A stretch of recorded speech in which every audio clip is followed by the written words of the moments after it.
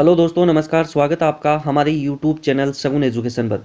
दोस्तों, आज हम इस वीडियो में बात करेंगे मीठे पानी की झील की ट्रिक के बारे में। दोस्तों, ध्यान में रखना, मीठे पानी की जितनी भी झील है उसको ट्रिक के माध्यम से इस वीडियो में पूरा डिस्कस करेंगे।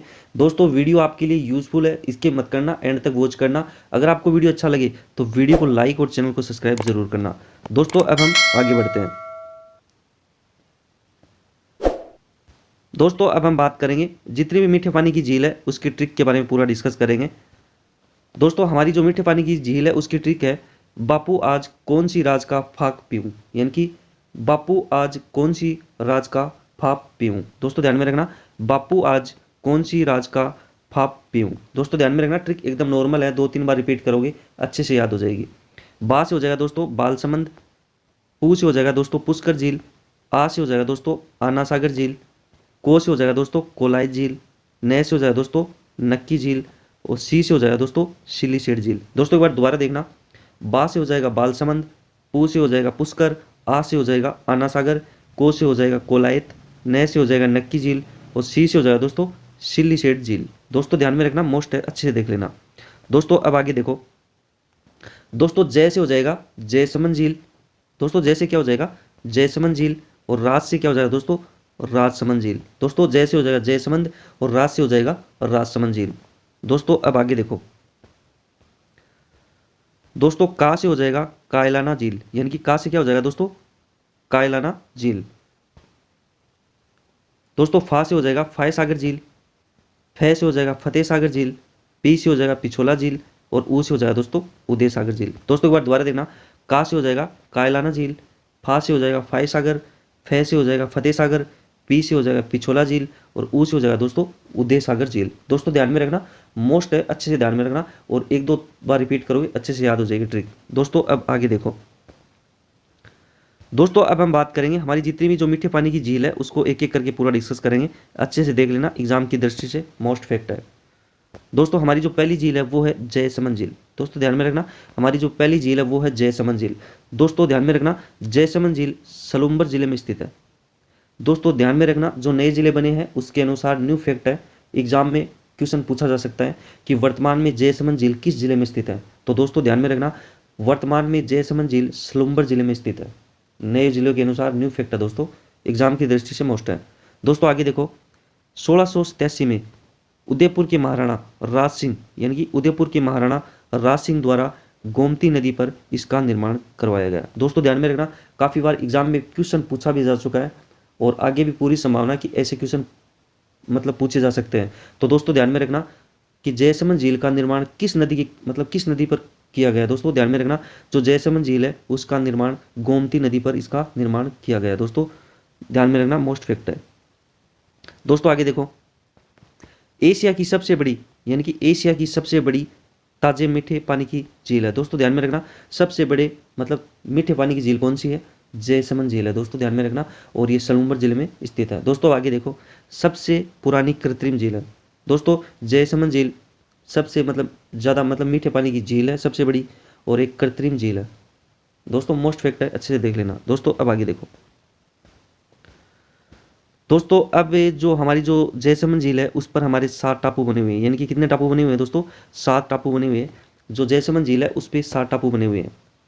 दोस्तों, सबसे जो बड़ा टापू है उसका नाम है बाबा का बांकड़ा, यानी कि सबसे बड़ा टापू उसका नाम है बाबा का बांकड़ा, और जो सबसे छोटा टापू है उसका नाम है प्यारी। दोस्तों, सबसे जो बड़ा टापू उसका नाम है बाबा का बांकड़ा, और सबसे छोटा जो टापू है उसका नाम है प्यारी। दोस्तों, आगे देखो नोट।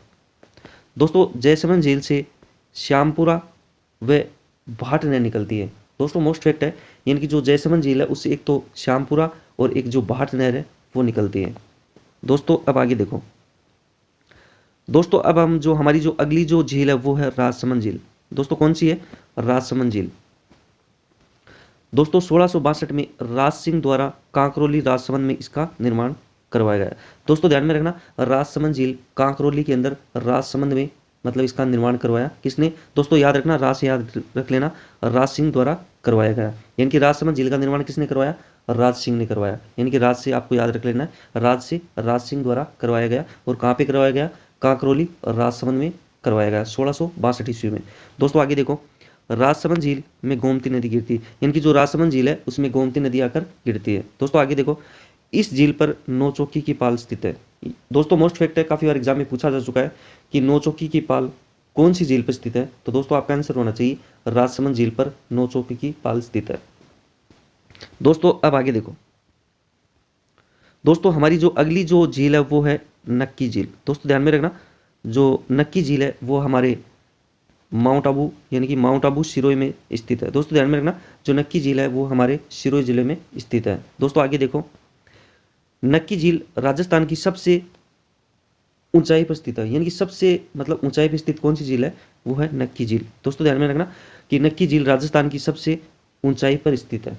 दोस्तों आगे देखो, नक्की झील का निर्माण देवताओं ने अपने नाखूनों से खोदकर किया, यानी कि इसकी एक जो कहावत चलती है दोस्तों कि नक्की झील का निर्माण देवताओं ने अपने नाखून से मतलब खोदकर इसका निर्माण करवाया गया। दोस्तों अच्छे से ध्यान में रखना, मोस्ट फैक्ट है। दोस्तों आगे देखो, दोस्तों हमारी जो अगली जो झील है वो है आना सागर झील। दोस्तों कौन सी है, आना सागर झील।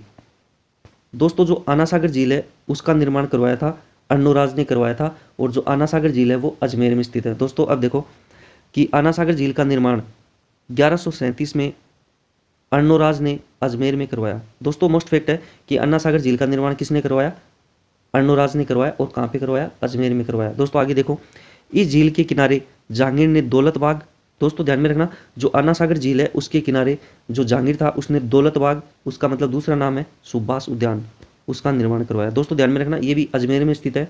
जो आना सागर झील है उसके किनारे पे जहांगीर ने एक तो दौलत बाग, यानी कि दौलत बाग का दूसरा नाम है सुभाष उद्यान का निर्माण करवाया था।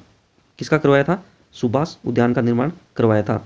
दोस्तों आगे देखो, जो शाहजहां ने बाहरदरी का निर्माण करवाया। दोस्तों ध्यान में रखना, जो आना सागर झील है उसके किनारे पे जो जहांगीर था उसने दौलत बाग का निर्माण करवाया, और शाहजहां ने बाहरदरी का निर्माण करवाया। दोस्तों मोस्ट फैक्ट है, ध्यान में रखना, दौलत बाग का दूसरा नाम सुभाष उद्यान है। ये दोनों कहाँ पे है दोस्तों, ध्यान में रखना, अजमेर में स्थित है, और आना सागर झील का निर्माण अर्णोराज ने करवाया 1137 ईस्वी में। मोस्ट फैक्ट है दोस्तों, इसे देख लेना। दोस्तों अब आगे देखो, दोस्तों हमारी जो अगली जो झील है वो है पिछोला झील। दोस्तों ध्यान में रखना, पिछोला झील हमारे उदयपुर में स्थित है। कहाँ पे है दोस्तों, उदयपुर में, यानी कि पिछोला झील। दोस्तों राणा लाखा के काल में एक बंजारे ने उदयपुर में इसका निर्माण करवाया।